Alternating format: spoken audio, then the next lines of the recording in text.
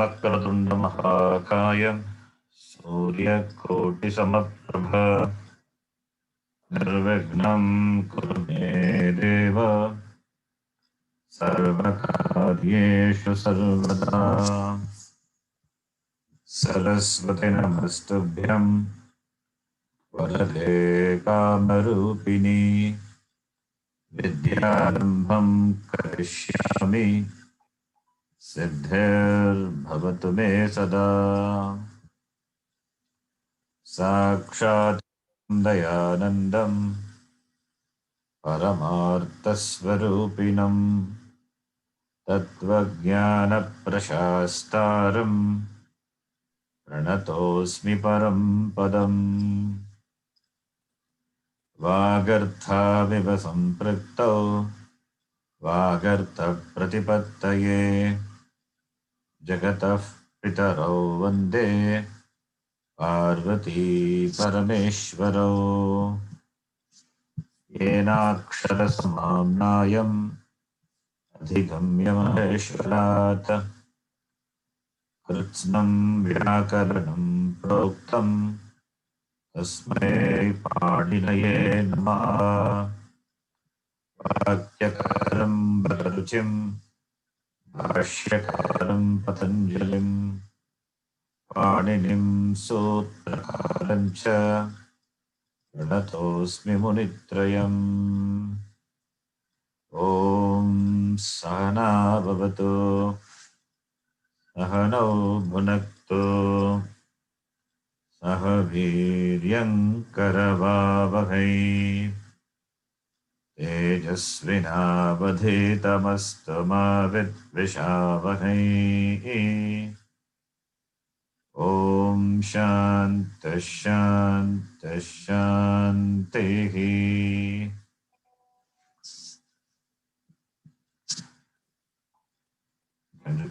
अल्पाक्षरम् असन्दिग्धम् अल्पाक्षरम् असन्दिग्धम् सारवत् विश्वतोमुखम् सारवत् विश्वतोमुखम् अस्तोभम् अनवद्यं च अस्तोभम् अनवद्यं च सूत्रं सूत्रविदो विदुः सूत्रं सूत्रविदो विदुः। इवुन् ऐवुन् ऋलुक् ऋलुक् ओङ् ऐओङ् औच् ऐऔच् हयवरट् हयवरट् लन् लन् यमगणनं यमगणनं जमै जभै घढधश् दश जबगढधश् खफछठथचटतौ कफछठथचटतौ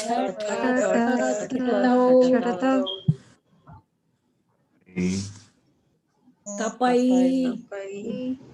शशर सशस्र हल विसर्जनीयानां कण्ठः कुहुः विसर्जनीयानां कण्ठः इचु यशानां तालु इचु यशानां तालु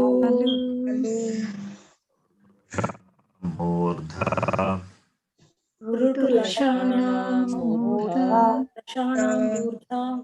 लुतुलसानां दन्ताः ऋतुलसानां दन्ताः उपपद्मानीयानाम् ओष्ठौ उपपद्मानीयानाम् ओष्ठौ यमगणनं नासिका च यमगणनं नासिका च ఏదైతో కంఠతాలు ఏదైతో కంఠతాలు కంఠతాలు ఓదౌతో కంఠ ఓష్టం ఓదౌతో కంఠ కంఠౌష్టం ఓష్టం వకారస్య దంత ఓష్టం వకారస్య దంతౌష్టం మూలీయస్య జిహ్వా మూల్యం జిహ్వామూల్యస్య జిహ్వామూల్యం నాసికానుస్వారస్య నాసికానుస్వారస్య రామో రాజమణిः సదా విజయతే రామం రమేశం భజే రామో రాజమణిः సదా విజయతే రామం రమేశం భజే రామేణ నిహతా నిశాచరచమోః రామాయ తస్మై నమః రామేణ రామాయ తస్మై నమః రామాన్నాస్తి పరాయణం పరతరం రామస్య దాసోऽస్మ్యహం రామాన్నాస్తి పరాయణం రామస్య దాసోऽస్మ్యహం రామే చిత్తలయः సదా భవతు మే ఓ రామ మాముద్ధరా రామే చిత్తలయ సదా భవతు మే ఓ Ram మాముద్ధర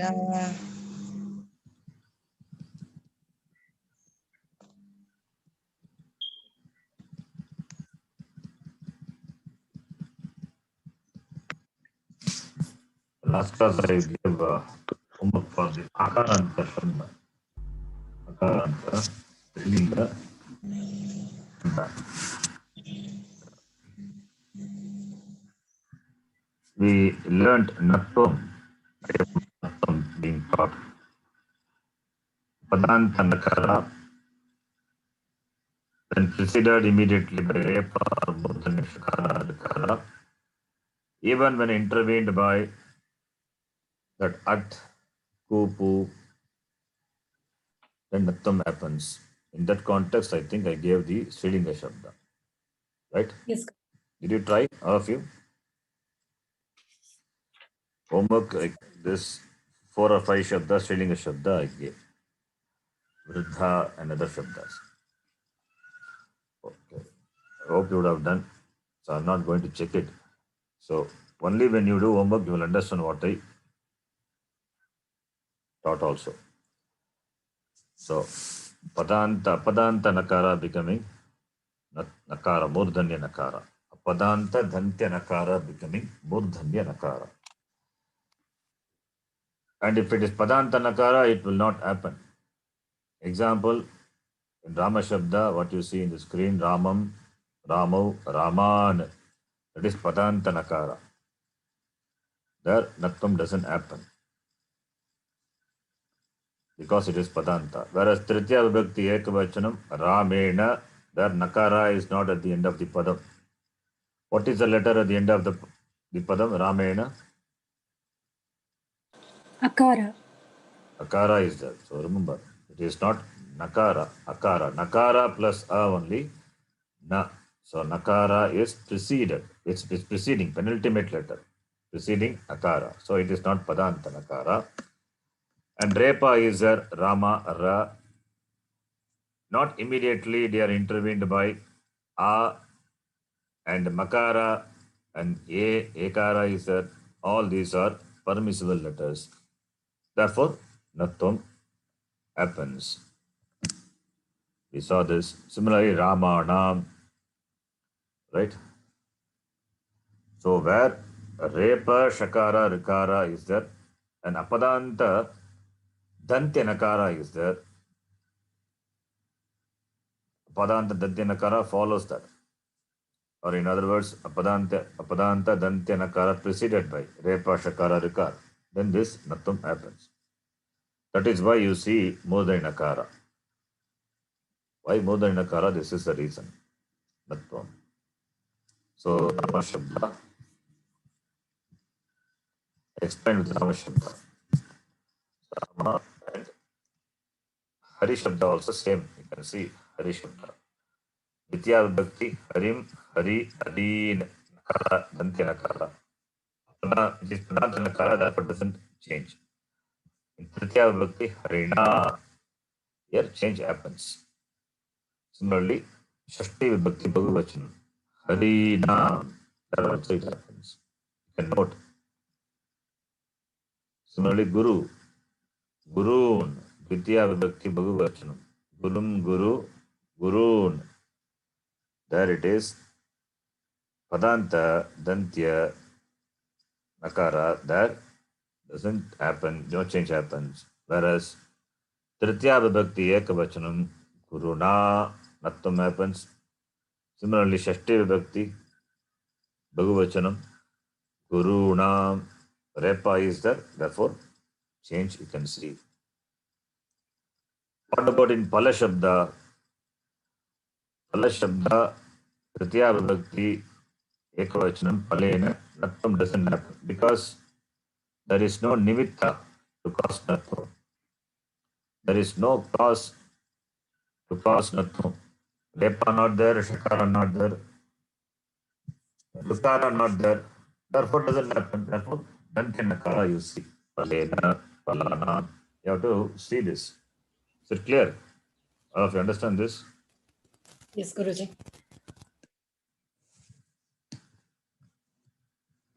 That's why I gave homework to do this.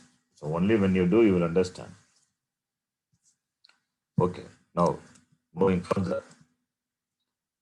All these shabdas which we saw, already you know it. So I assume you know it. In the last class, I introduced, I think, Marut Shabda, right? Marut Shabda we chanted in the last class. Yes. Marut. So up to now, whatever Shabdas are gone, assume that you all know the Shabdas by heart. It's important to know the Shabdas. Now let us chant this Marut Shabda, and I will introduce some more Shabdas also today. Pullingaha Marut Shabdaha.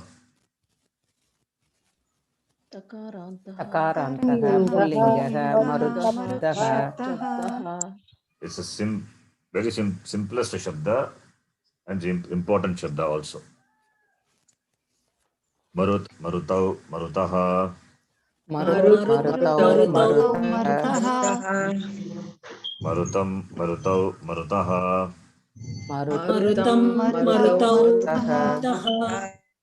Maruta, Marudhyam, Marudbihi. Marute,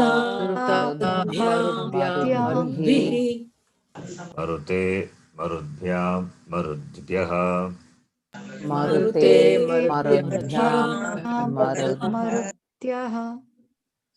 Marudbhyaha, not Marudhyaha.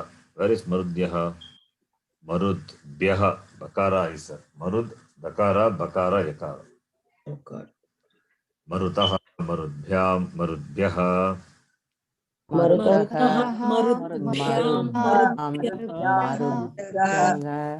Marutaha, Marutoho, Marutam.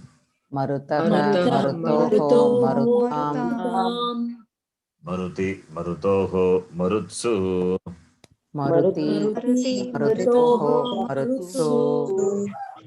He Marut, He Marutau, He Marutaha.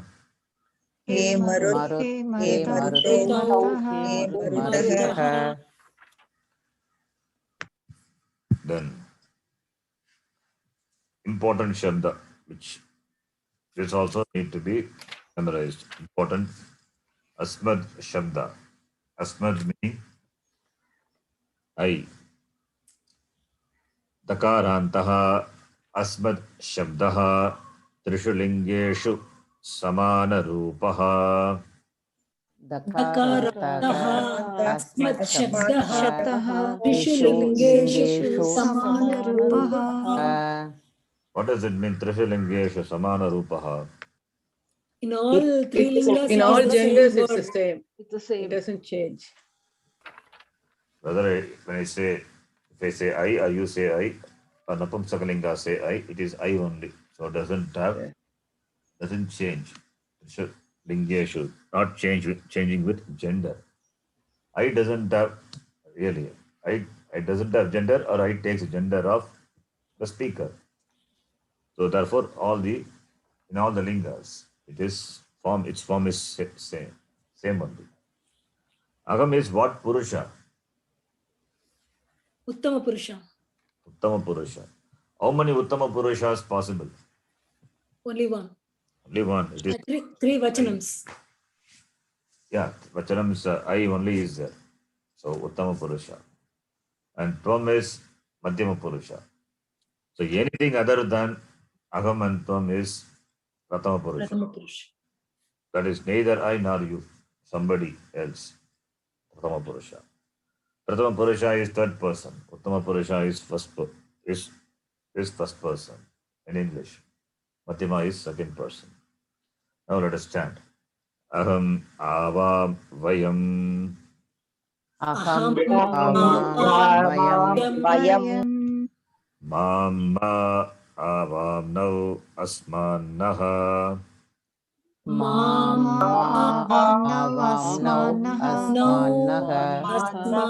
Asmanaha. Maya avabhyam asmabhihi. Maya Asmabhihi. Madhyam me avabhyam nau asmabhyam naha. Mahyam me asmabhyam naha. Mat avabhyam asmat. mat Avabhyam asmat Mama me avayogo nau asmakam naha. Mama me avayoho asmakam naha. Mayi avayogo asmatu. Mayi avayoho asmasu.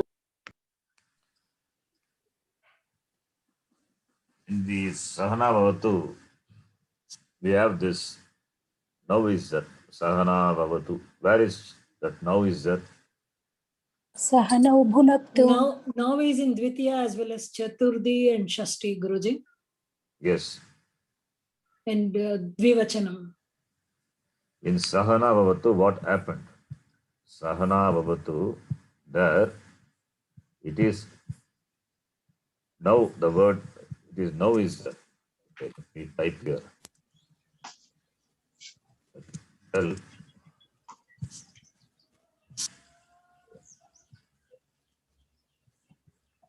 And I'll type in Sanskritam.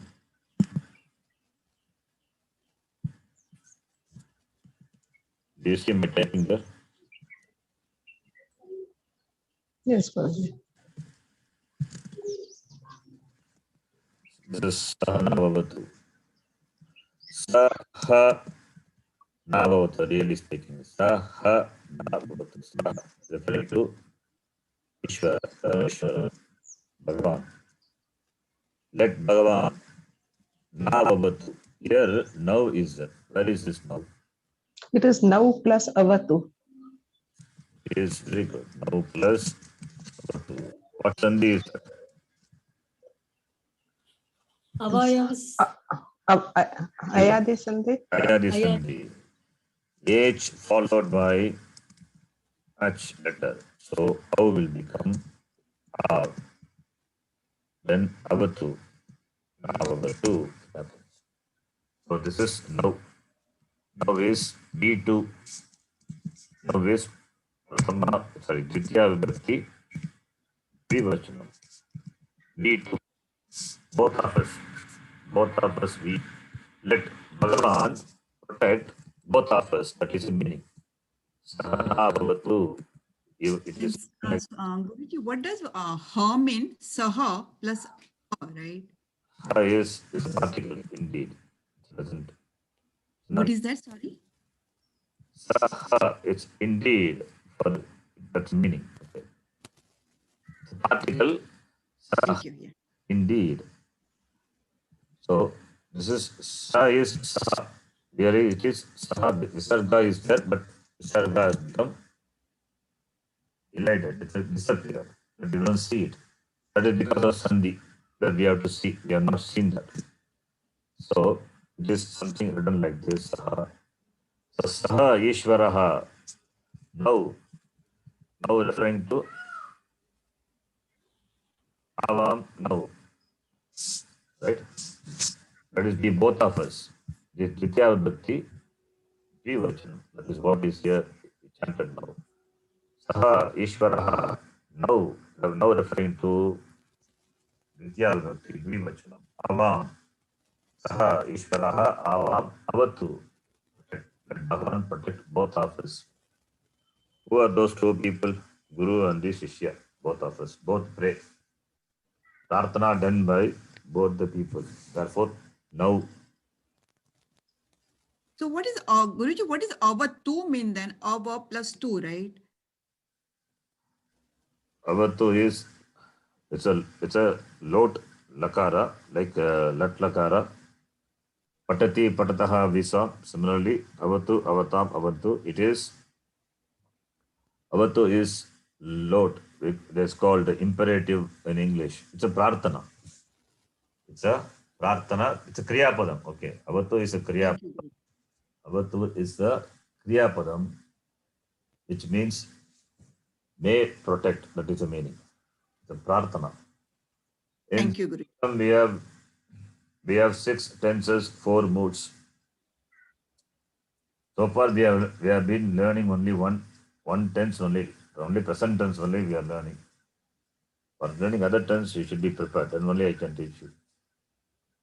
For Sandhi itself it took so much time. Then other lakaras and all it takes time. So just know avatu. Avatu is imperative. Lot lakara. Lot lakara that mood, that is used in the sense of prayer, that is prarthana or command or request, avatu. That is why translation we do that Sagana avatu as may the Lord protect both of us. Let the Lord protect both of us. That is avatu. Avati means protects. Sainikaha avati, soldier protects. Raja desham avati, the king protects the country. The Omkara is from the dhatu ahu only, avdhatu. Avati rakshati iti om pranavaha. That which protects. Om is Ishvara. It is there. This we saw in Kataupush. Om it Yamadharmaraja starts his Upadesha with the utterance of Om. Om iti etat. Avati rakshati iti Om. Okay. So avatu means rakshatu. Palayatu. May Ishvara palayatu protect both of us. Now avam. Avam referring to the Uttama Purusha Dvivachanam, both of us. Dvitiya Vibhakti, it is Uttama Purusha, it is Dvitiya Vibhakti Dvivachanam. That's a 2-2. Okay, this is Shabda need to be memorized. There is no choice. You have to keep repeating this Shabda. Every day at least once you read, slowly you will get committed this to memory. Aham avamayam, at least that much is required because for the exercise what we are going to do. Then the next one. Yushmad. Pratipadikam is Yushmad. Yushmad means you. Akarantah Yushmad Shabdaha Trishalingeshu Samanarupaha. Dakarantah शब्दः Yushmad त्रिषु Trishalingeshu समानरूपः Tvam Yuvam Yuyam. त्वं युवां यूयं Tvam Tva Yuvam Vam Yushman Vaha. त्वां त्वा युवां वां युष्मान्वः त्वया युवाभ्यां युष्माभिः त्वया युवाभ्यां युवाभ्यां युष्माभिः युष्माभिः तुभ्यं ते युवाभ्यां वां युष्मभ्यं वः तुभ्यं तुभ्यं ते ते युवाभ्यां वां युवाभ्यां युष्मभ्यं वः त्वत् त्वत् युवाभ्यां युष्मत् त्वत् त्वत् युवाभ्यां युवाभ्यां युष्मत् तव ते युवयोगो वां युष्माकं वः तव ते युवयोः युवयोः वां वां युष्माकं वः त्वयि युवयोगो युष्मासु त्वयि त्वयि युवयोः युवयोः मासु So here, Tvam Yuvam Yuyam, that is important. At least Prathama Vibhakti is important for the exercise, what we are going to see. So, like the Ishmat Shabda, Asmat Shabda, here also, you will see two forms in Dvitiya, Chaturthi, and Shashti. For all the Vachanam, you will see two forms. Vam is there in three places. Vaha is there in three places. So, depending on the context, we have to take what Vibhakti, what Vachanam. Vachanam is Dvivachanam only. Vibhakti, depending on the context. And Chaturthi and Shashti, Te is there. Shashti also Te, Chaturthi also Te. In fact, Te is there in other places also. Where? Remember, where is Te? pronouns Guruji. Yeah, very good. Sagatau Te, Sa Te Taha, Tat Te Tani. So there also Te is there. So same word has got different meanings. Te is you. Tava namakim we say. Tava namakim or te namakim. It is you. Tubhyam te. Tubhyam is to you. That is also te. So depending on the context, we have to take the meaning. So these two shabdas are very important shabda. Okay, now let us get into simple exercise here. And this also, Kriya Padam also we saw. That also we will do. For the Kriya Padam,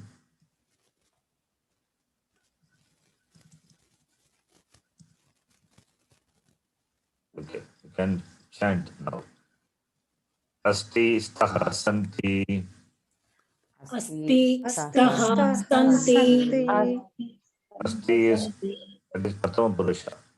Referring to that which is not you, not me, somebody else. Rama asti, Ma asti, Sa asti, Tat asti, Brahma asti. Right? Then Madhyama Purusha, Asi staha stha. Asi stah Asi staha Then that Mahavakya, Tat Tvam Asi. Asi, you are that Asi.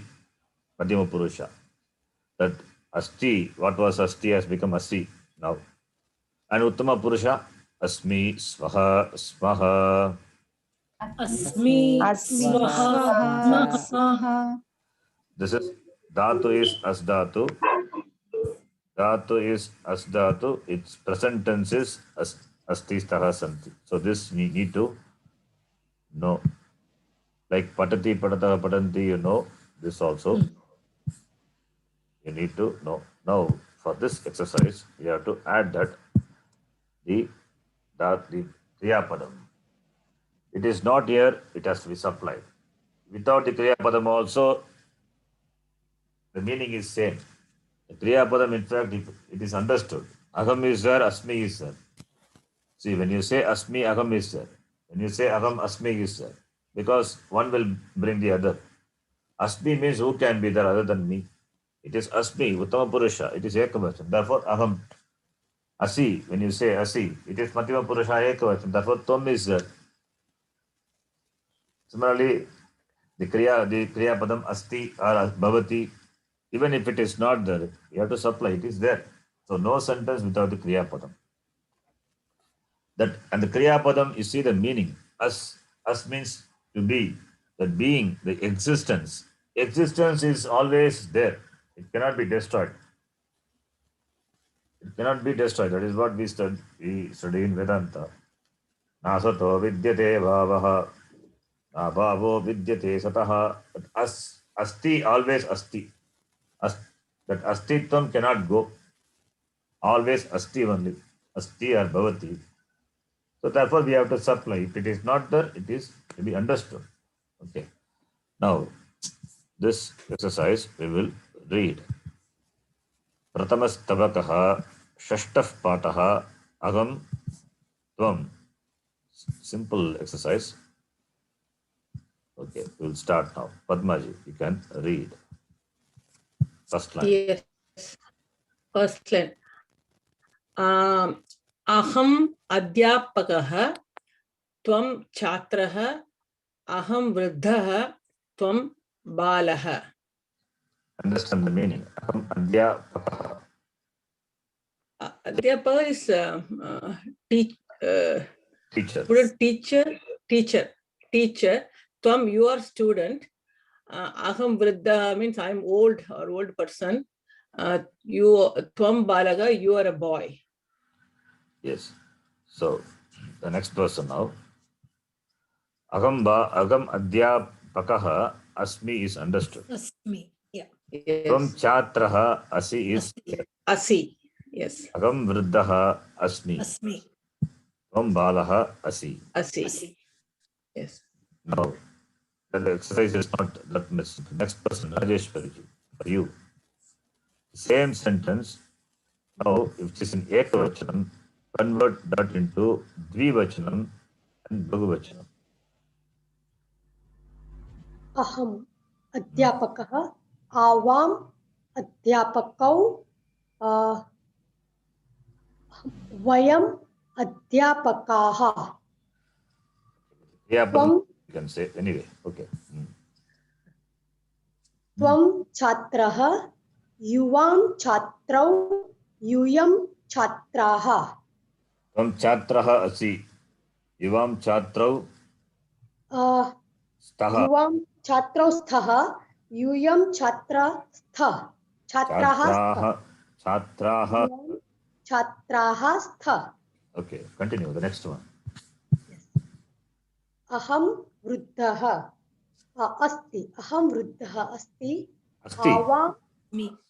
अस्मि अहं वृद्धः अस्मि आवां वृद्धौ स्वः वयं वृद्धाः स्मः Okay, good.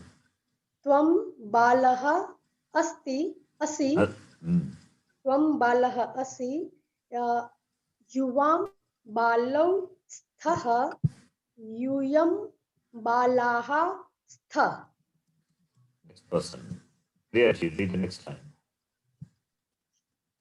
अहम् आचार्यः त्वं शिष्यः अहं नृपः त्वं सेवकः Supply the Kriya Padam. अहम् आचार्यः अस्मि त्वं शिष्यः असि अहं नृपः अस्मि त्वं सेवकः असि Okay. In other vachanam, Dvivachanam and Bhagavachanam.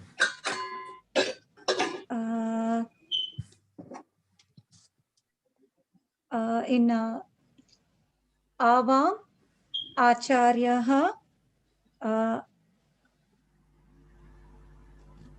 आचार्यः त्वं Avam Acharyah. Avam Acharyah. आवाम् sorry आवाम् आचार्यौ वयम् आचार्याः Kriya Padam. आवाम् आचार्यौ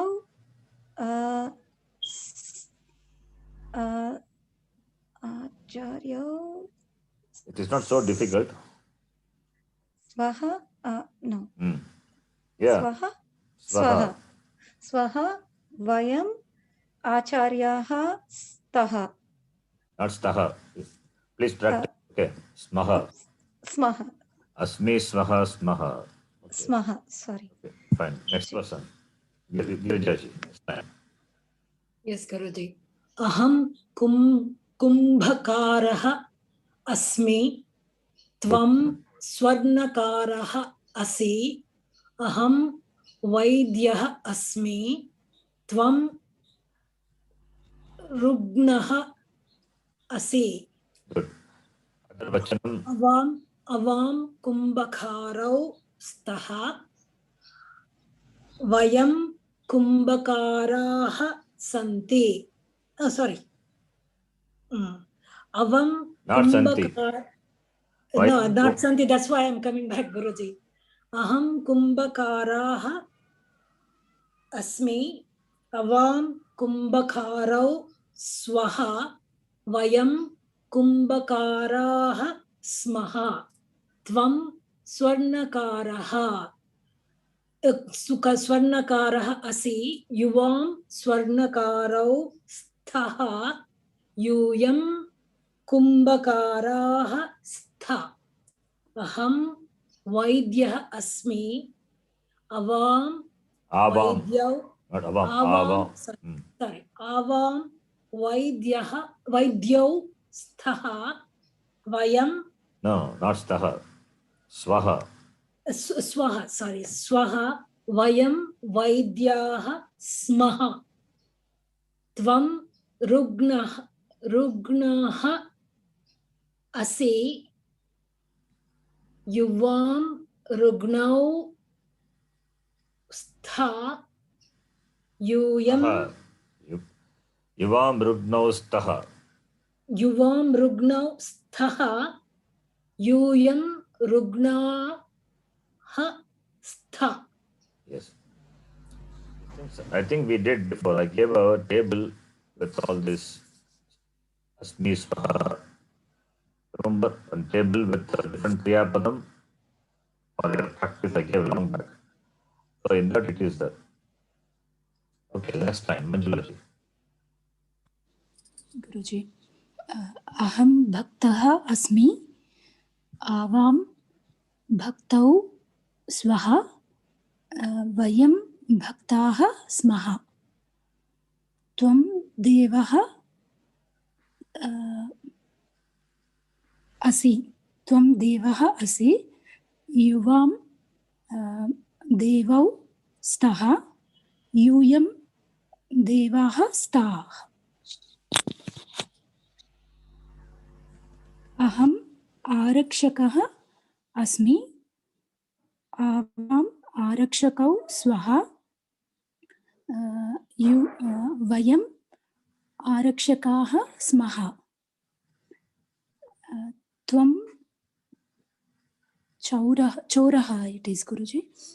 Choraha, both are okay. Yeah. Okay, Guruji. Tvam chauraha asi. Yuvam chorau staha. Yuyam choraha stha. Yes. Next person. Abhyasa 53. Jnanena patantu chitranu gunam prasthanani kodayantu. Kausalyaji. Indeed. This is Strilinga now. So it is Strilinga. Aham adhyapika Asmi. Avam adhyapike swaha. Vayam adhyapikaha smaha. Tvam chatra. Yuvam chatre. Yuyam chatraha. Sorry. Yuvam chatre swaha. Not swaha. Yuvam. Staha. Yuyam chatraha sta. Yes. Aham vriddha asmi. Avam vriddhi स्वः वयं वृद्धाः स्मः त्वं बाला असि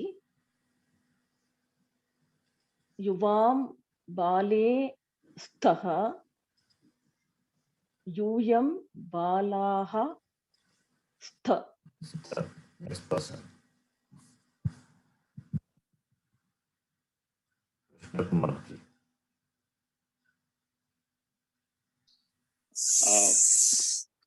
अहं वैद्या अस्मि Yes. Continue. आवां वैद्यौ आवां स्वः Vaidya is Trilinga. Therefore, it can't be Vaidya.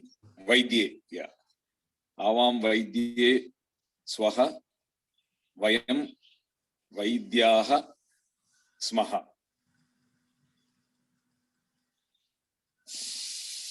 Yes. Continue. Next one. त्वं रुग्ण Rugna. त्वं रुग्ण असि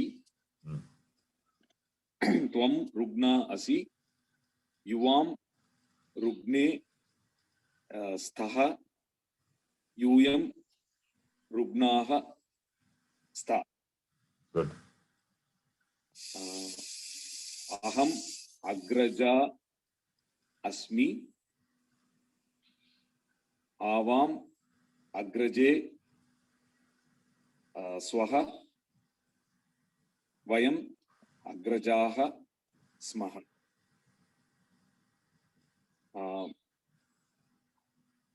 त्वम् अनुजा असि युवाम् अनुजे स्तः यूयम् अनुजाः स्त Yes. Anuja is younger sister. Okay, next person. Next person is Yes, Guruji. Aham Janani Asmi Avam Jananyau Swaha Vayam Jananyah Smaha Tvam Putri Asi Yuva Putrau not Putrau. Putri is Srilinga, daughter. Okay. Putyau Nadyau Yes, Putriau. Putyau Saha Yuyam Putryaha Sta Yes, Putriyaha Sta. Aham Stula Asmi Avam Stule Swaha Vayam Stulaha Smaha Tvam Aham Krisha Asmi Not Agam, it is Tom. Tom Krisha. Tvam Krisha Asi Yuvam Krishe Staha Yuyam Krishaha Sta Person. Rajaji. अहं स्वामिनी अस्मि आवां स्वामिन्यौ स्वः वयं स्वामिन्यौ स्वामिन्यः स्मः त्वं सेविका असि युवां सेविके स्तः यूयं सेविकाः स्त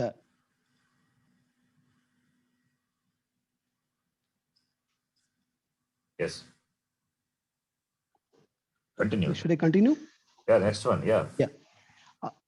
Aham गायिका अस्मि आवां गायिके स्वः वयं गायिकाः स्मः त्वं नर्तकी असि युवां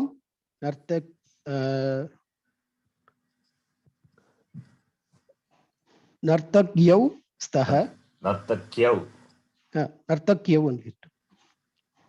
यूयं नर्तक्यः स्तः Next sentence, please. Padmaji, thank you. Jnanena No. Okay. Aham. You want me to finish the aham asmi? Is that how I should say? I finished with the kriya. Aham asmi. Avam swaha. Vayam smaha. Next line. Is that the next line? Next line, yeah. Aham. Oh, avam. Because I just made it everything, right? It's okay. Next line. So the next line, right? Okay, that's what I thought. Aham vaidyaha avam aham vaidyaha asmi avam vaidyau swaha aham avam vayam vaidyaha smaha. Yes. Next, okay, next person. And Rajeshwari. अहम अध्यापकः अस्मि आवाम अध्यापकौ स्वः वयम् अध्यापकाः स्मः अहम अध्यापिका अस्मि आवाम अध्यापिके स्वः वयम् अध्यापिकाः स्मः Priyaji. अहं बालिका अस्मि आवां बालिके स्वः वयं बालिकाः स्मः The next person. So you have to fill it with the Kriyapadam is not the exercise here, but anyway, Kriyapadam we are learning. So it will be useful. We supply the Kriyapadam. It's a Kriyapadam if you do.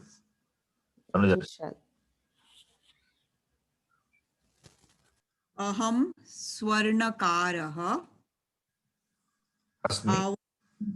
Avam swarnakarau Vayam swarnakaraha.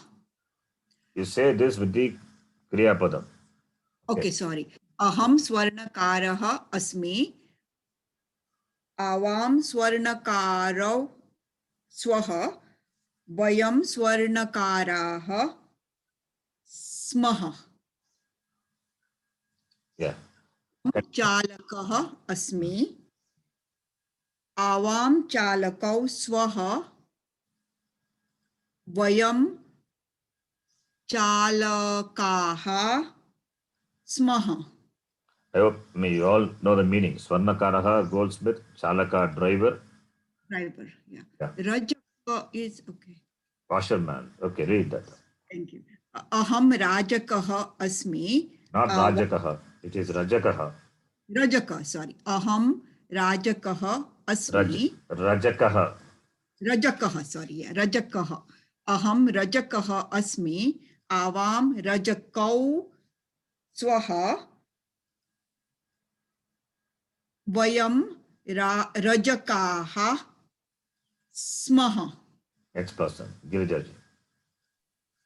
अहम उद्यानपालकः अस्मि आवाम उद्यानपालकौ स्वः वयम् उद्यानपालकाः स्मः. What is the meaning of Udyanapalaka? Gardener. Gardener, please. अहम शौचिकः अस्मि वयं शौचिकौ स्वः sorry not Avam. आवाम सौचिकौ स्वः वयं सौचिकाः स्मः. Sauchika means tailor. Nyayadisha. Aham nyayadishah asmi. Avam nyayadishau swaha. Vayam nyayadishah smaha. Nyayadisha means? Judge. Judge. Judge of a court. Next person. Manjula ji. Aham चिकित्सकः अस्मि. आवां चिकित्सकौ स्वः. वयं चिकित्सकाः स्मः. अहं पत्रवाहकः अस्मि. आवां पत्रवाहकौ स्वः. वयं पत्रवाहकाः स्मः.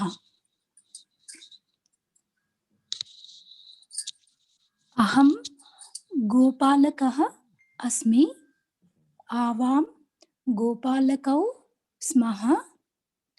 वयं गोपालकाः स्मः. You know the meaning. Chikitsaka, Yeah. Patravagaka, Gopalaka. It means Gopalaka is cow herd. shepherd. Yeah, Guruji. Patravagaka is postman. Chikitsaka. Is it Doctor, Guruji? Yes. Next person now. Kausalya ji. Number 10. Aham astipakah asmi. Avam astipakau swaha. Vayam hastipakaha smaha. Aham sainikah asmi. Avam sainikau swaha. Vayam sainikaha smaha. Aham lekika asmi. Avam lekike swaha. Vayam lekikaha smaha. Yeah. Okay, next person. You know the meaning here. Astipaka, Sainika, Lekhika. What's astipakaha, Guruji? Astipaka is elephant, the caretaker, rider. Mahut. Astipaka. Sainika is soldier. Lekhika, female. All that's Srilinga. Okay, sorry. Astipaka is not Srilinga. Lekhika is Srilinga. Sainika is Pullinga. Sainika is soldier. Sainikaha, Sainikau, Sainikaha. Lekhika, Lekhike. If from 12 onwards it is Srilinga. Please note that. Lekhika is Srilinga, female writer. Sainikaha, Sainikau, Sainikaha. Not Sainika, Sainike, Sainikaha. There is no word Sainika.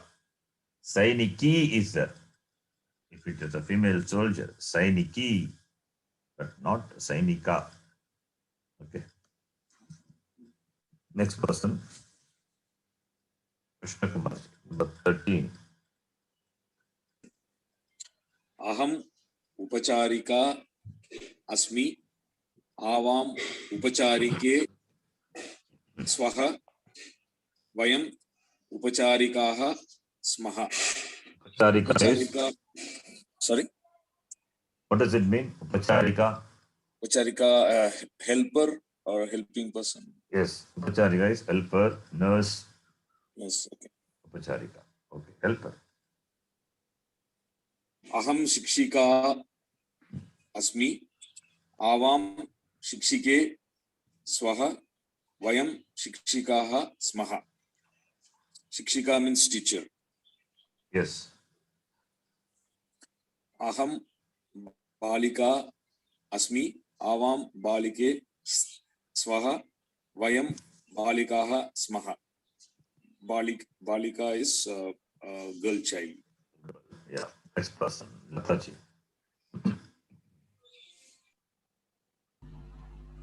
Aham nartaki asmi. Avam nartakyau swaha. Vayam nartakyah smaha. Aham grihini asmi. Avam grihinyau swaha. Vayam grihinyah smaha. अहं नारी अस्मि आवां नार्यौ स्वः वयं नार्यः स्मः Yeah. I think you know the meaning. Next person.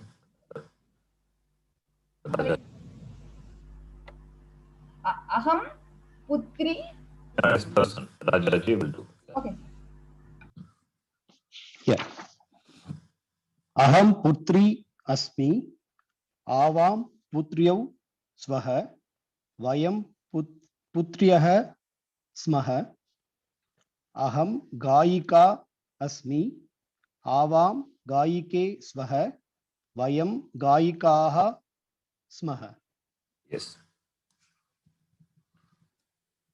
And, the next one. So this already we are read.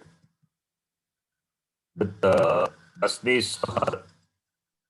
Smaha, previous lesson, the Kriyapadam was not given, but also we read along with that. So, Aham Vaidyaha Asmi, Avam Vaidyo Swaha, Vayam Vaidyaha Smaha. So, you need to read that and skip that. Now, Abhyasa 54, Rajaji, you can do. Continue. All these are simple exercise. You can do in fact on your own as just homework. Anyway, any shabdas also I give us homework, but I don't see the result of those homework. That's why we are doing in the class. You do it. Yeah. So aham balika asmi, avam balike swaha, vayam balikaah smaha, aham chatrah asmi, avam chatrau swaha, vayam chatraah smaha. Okay, here one thing. Aham balika asmi. Asmi is what Purusha? The first sentence I'm just taking. Uttama Purusha. Asmi is Uttama Purusha. What Vachanam? Ekavachanam. Ekavachanam. So, Asmi, Aham is what Vibhakti, what Vachanam? Prathama Vibhakti Ekavachanam. Pratama Vibhakti Ekavachanam. So, Aham Asmi. And Balika?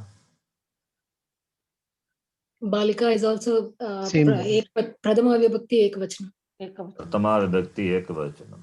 Strilinga Shabda. Between the Kriya Padam Asmi and Aham. Asmi is Aham Asmi. Saha Asmi is wrong. Tvam Asmi is wrong, right? And Aham Swaha is wrong. Aham Smaha is wrong. Aham being Ekavachanam. Therefore, Kriya Padam must be Ekavachanam. Aham being Uttama Purusha. Therefore, the Kriya Padam must be corresponding to the Uttama Purusha. So, this is called technically Samanadikaranyam. Ting Samanadikaranyam. This is a big discussion in Vedanta. There are different types of Samanadikaranyam. This Samanadikaranyam, the knowledge of Samanadikaranyam is very important. In Vedanta itself, it is handled. This Samanadikaranyam, we explain the Mahavakyam. Tat Tvam Asi, Mahavakyam is there. So Asi is Asi Padam, Kriya Padam. Tvam is there, Tat is there, Tvam Pada, Tat Pada. Tvam Tat Asi. So Tvam Asi and you are Tat, that. Tvam is Pratama Vibhakti Ekavachanam. Tat is Pratama Vibhakti Ekavachanam. Asi is denoting the Madhyama Purusha, which is Ekavachanam. Tvam means what? Tvam means you. Tat means that. Between you and that, there's an equation, there's an equality, the sameness, the oneness. The oneness is pointed out by the Asi Padam. Tat Padam, Tvam Padam, and Asi Padam. Three Padams are there. The three Padams have the same Vachanam. As the same Vachanam, and the Kriya Padam, Vachanam of the Kriya Padam matching with the Vachanam of what it denotes. That's called sting samanadi karanyam. In Vedanta, we do vichara of this vakya. We do mahavakya vichara and we analyze what is tvam, what is tat. That's called bhada samanadi karanyam. That is the context of Vedanta. I'm just telling this samanadi karanyam is a word, important topic, which is used in Vedanta to equate tat is tat and Brahma. Tat and tvam. Tat is Brahma, tvam is you. So that samanadhikaranam is very important. Agam balika swaha is wrong because it is not samanadhikaranyam. Right? So agam balika, I am that, I am balika, I the girl am. So agam balika also, avam balika is wrong. Avam balika is meaningless. So samana vibhaktikanam, भिन्न प्रवृत्तीनां समान विभक्तिकानां एकस्मिन् तात्पर्यं सामानाधिकरण्यम. This is the definition of samanadhikaranyam. Two words having the same vibhakti, same vibhakti, so they have the tatparyam in conveying the same thing. They don't have different tatparya. They have tatparyam in conveying the same thing. Binna pravrittinam. There are different words. Different words are the binna pravrittinam, but samana vibhaktikanam. Vibhaktis are same. And what is the tatparyam of these two? They have got tatparyam in the same thing. Ekasmin vishaye tatparyaha. That is called samanadi karanyam. So that is why this have to be practiced. Asmi means aham. Avam is swaha. The thing samanadhikaran. This abhyas are to be done. Okay. This is a technical thing. But you know, samanadhikaranam is important. Samanadhikaranam is important. In keeping with the noun, the kriya padam should be used. Vachanam as well as the purusha. That is called samanadhikaranam. Okay. Yes. Continue. Yeah. Aham vaidyah asmi, avam vaidyau swaha, vayam vaidyaha smaha. Aham dhirah asmi, avam dhirau swaha, vayam dhiraha smaha. Aham nipunaha asmi, avam nipune. Sorry, Guruji. Nipuna, not nipunaha. Okay. Aham nipuna asmi. Yeah. Aham nipuna asmi, avam nipune swaha, vayam nipunaha smaha. Okay, next person. Padmaji. Aham pradhyapika asmi, vayam pradhyapike swaha, avam I said vayam. Oh, sorry. Avam pradhyapike swaha, vayam pradhyapikaha smaha. Aham grihini asmi. Sorry, oh, that's what I made a mistake. Vayam grihinyaha smaha. Aham chalakaha asmi. Avam chalakau swaha. Vayam chalakaha smaha. Aham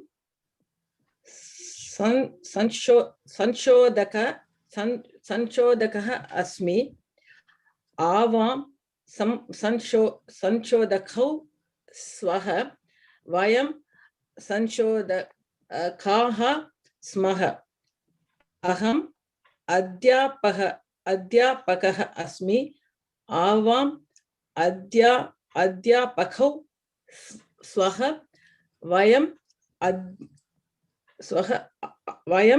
adhyapakaha smaha. Next person. That is- Right? Yeah. Abhyasa 55. अहं छात्रः अस्मि आवां छात्रौ स्वः You can read वयं like this. Aham chhatrah asmi, aham patami.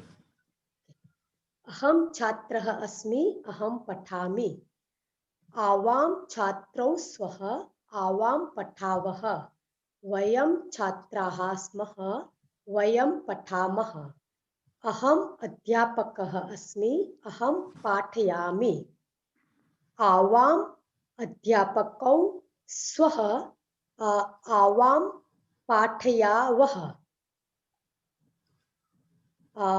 वयम् अध्यापकाः स्मः वयं पठामः पाठयामः Next अहं person. Yeah, Priyaji. अहं सस्यः अस्मि अहं नमामि आवां सस्यौ स्वः आवां नमावः वयं सस्याः स्मः वयं नमामः. I have to continue. Do the next one also.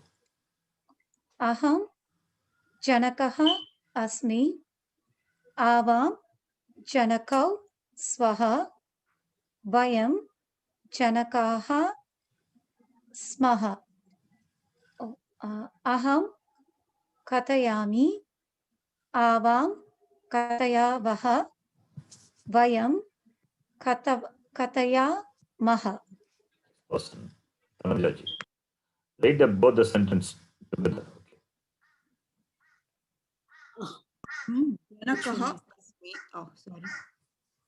Yeah. Number 5. अहं जनकः अस्मि. Janakah, number 5. Oh, sorry. अहं शिष्यः अस्मि. Number 5. You're not going away. Okay. अहं सचिवः अस्मि. अहम् आदिशामि आवां सचिवौ स्वः अहं sorry आवां आदिशावः अहं सचिवः It's not so difficult. It is there, the example it is there. Just call. Reading from that. सचिवावः स्मः. How can be aham? Bhagavachanam smaha. How can be aham? Okay, vayam. Sorry, I'm so sorry. Vayam sachivaha smaha. Vayam adishamaha. This comes only by practice. Yes, I know. I missed. Every day you have to practice. It's not only during the class. Then only this familiarity will come. When you say come, then you will end up with saying me. Adishami, Pravishami, Katayami, Patayami, Patami. That should come automatically. That much one has to practice. Avam is there, then Vaha. Pata, Pataya, Vaha, Swaha, Avam. If it is Vayam, then it is Maha. Patamaha, Patayamaha, Katayamaha, Pravishamaha, Adishamaha. This we have to practice. This is the basic thing to be practiced. Everybody misses this. Then later when they learn, then they think to chant the whole thing, Asti Santi, Asi Starasta, then what will come, you have to think. And then when you think and speak, then it is not language. This has to be practiced. In fact, I've been struggling for this, Guruji. Even, but my Yes, this has to practice. So every day you practice, it will come. Why? In English, you don't have problem. You never say I is, you don't say. I always say I am. We are, you say. You don't say, even by mistake, you don't say we am. You don't say he am, you say he is. And same thing in Sanskritam also. Why it's difficult here? Practice. Practice only. Yes. Continue the next one. Number 6. अहं प्राध्यापिका अस्मि. प्राध्यापिका अस्मि. Okay, प्राध्यापिका अस्मि. आवां प्राध्यापिके स्वः. वयं प्राध्यापिकाः स्मः. अहं प्रविशामि. आवां प्रविशावः. and vayam pravishamah. Today is this week. Next time you have to read properly. Yes, Guruji. Number 56. Girijaji. Yes, Guruji. Aham dhanikah asmi, aham yachami. Avam dhanikau swaha, avam yachavaha. Vayam dhanikaha smaha, vayam yachamaha. Aham bhaktah asmi, aham archami.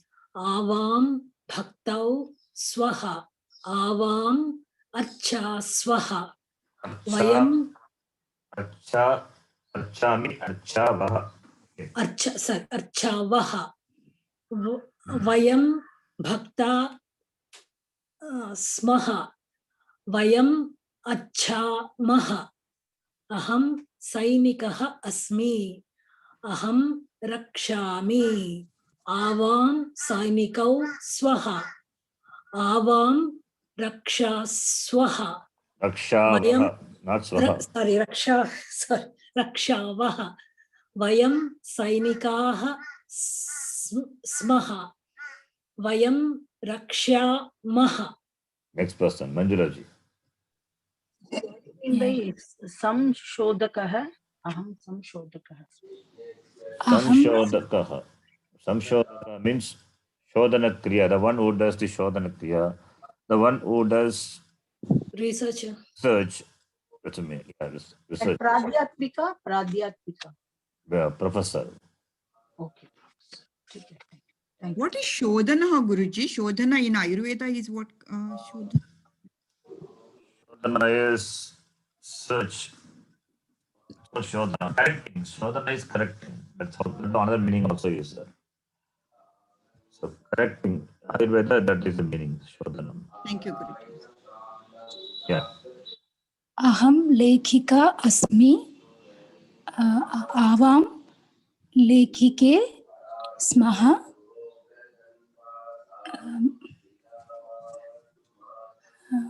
Vayam lekikaha smaha. Aham likhami. Avam likavaha. Vayam likhamaha. Aham adhyapakaha asmi. Aham patayami. Yeah, Guruji. Aham likhami, I read. Aham adhyapakaha asmi. Avam aham patayami. Yeah, Guruji. Aham adhyapakaha asmi. Aham patayami. Aham adhyapakau smaha. Swaha. Avam adhyapak swaha. Avam adhyapakau smaha. Swaha. Swaha. Avam vayam adhyapakaha. Avam patayavaha. Avam adhyapakau swaha. Avam patayavaha. Avam patayavaha. Vayam adhyapakaha smaha. Avam patayamaha. Next person, Kausalya. Number 5. 6. Aham pachika asmi. Avam pachike. Pachami. Okay. Aham pachami. Avam pachike swaha. Aham pachavaha. Vayam pachikaha smaha. Vayam pachamaha. अहं पण्डितः अस्मि आवां पण्डितौ Agam upadishami. Read together. Okay okay okay okay guruji अहं पण्डितः अस्मि अहम् उपदिशामि आवां पण्डितौ स्वः अहम् उपदिशावः वयं पण्डिताः स्मः अहम् उपदिशामः अहं जननी. Okay, next person. Krishnaji. Yeah.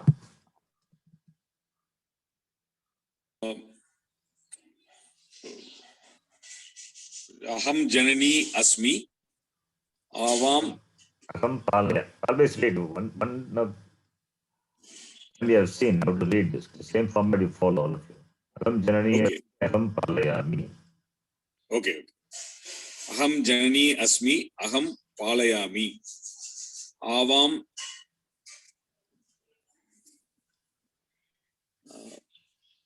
जनन.